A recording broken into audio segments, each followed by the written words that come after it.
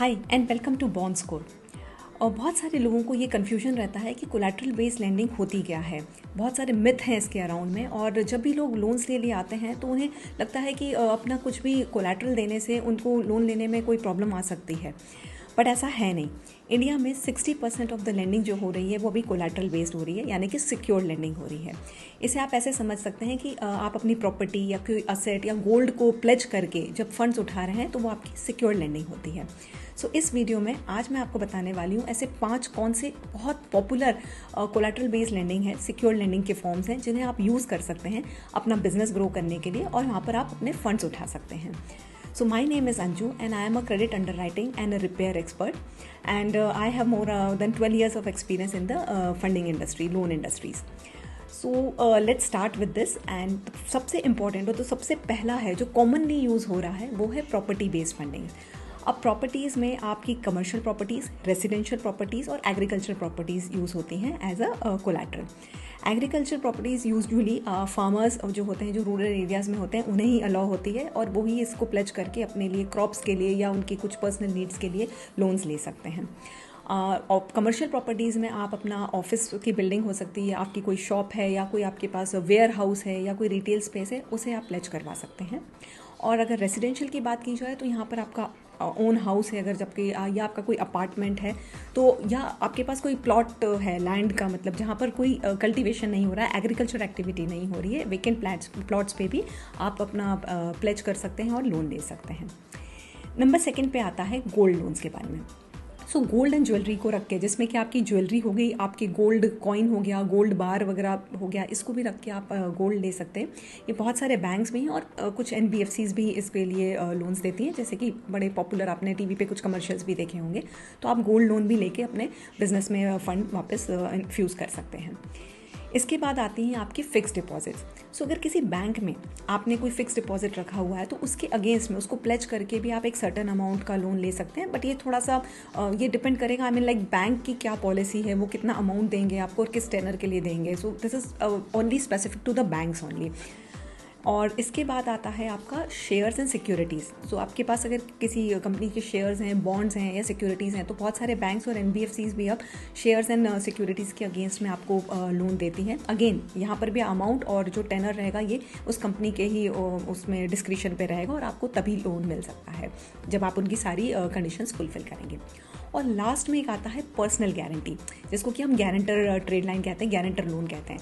Sometimes क्या होता है कि अगर आपका कोई जानकार है या जिनकी फाइनेंशियल स्टेबिलिटी बहुत अच्छी है किसी बैंक में या किसी NBFCs में, आप अगर चाहें तो उसे ऐसे पर्सनल गारंटर भी अपने लोन में बुक कर सकते हैं। इन केस मतलब इसको ये समझ लीजिए कि वो सामने वाला आपकी गारंटी दे रहा है कि इन केस आपने अगर लोन नहीं चुकाया तो that person will come and पे योर लोन। वो अपनी गारंटी दे रहा है और उसके बेसिस पे आपको लोन्स के लिए एलिजिबल करा रहा है in that bank. Personal guarantees usually बहुत ही, मतलब जब क्लोज नेट फ्रेंड्स या फैमिली या रिलेटिव्स में होता है वहीं पर होती है, बट यूजुअली मतलब जो शुरू के 4 मैंने आपको चीज़ें बताई हैं, जहाँ पर प्रॉपर्टी बेस्ड होता है या गोल्ड वाला होता है, fix deposits and shares and securities है, ये बड़े ही कॉमनली यूज़ होते हैं।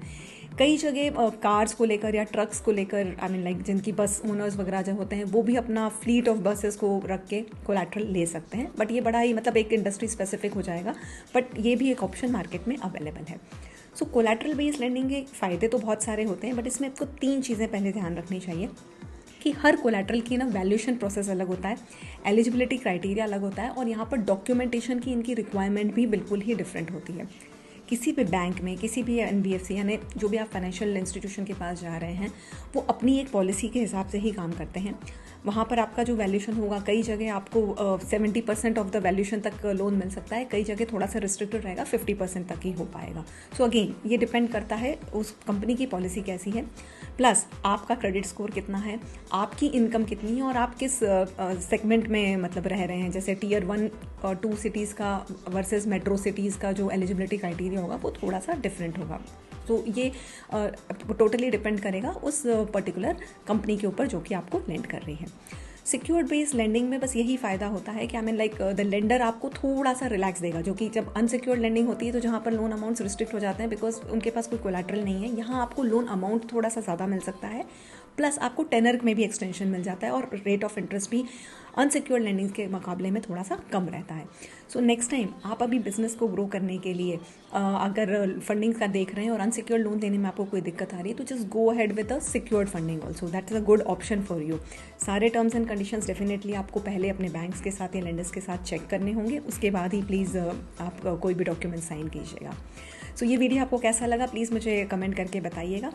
एंड अगर आप एक अच्छा borrower, I mean like if you want to become a smart borrower, तो मैं इसके लिए एक वेबिनार भी अपना शेड्यूल किया है मैंने, जिसकी की लिंक मैंने डिस्क्रिप्शन बॉक्स में दी हुई है, जहाँ पर मैं और डिटेल्स में एक्सप्लेन करती हूँ कि as a good borrower, as a smart borrower आपको क्या क्या टिप्स एंड ट्रिक्स यूज़ करने चाहिए, सो दैट कभी भी आपको फंड्स की ज़रूरत हो अपना बिजनेस ग्रो करने के लिए या अपनी कोई इमरजेंसी एक्सपेंसेस आपके आ गए हैं उनको फुलफिल करने के लिए, तो you don't have to worry, you are always ready and you know how to scale up in your business और how to overcome that expenses.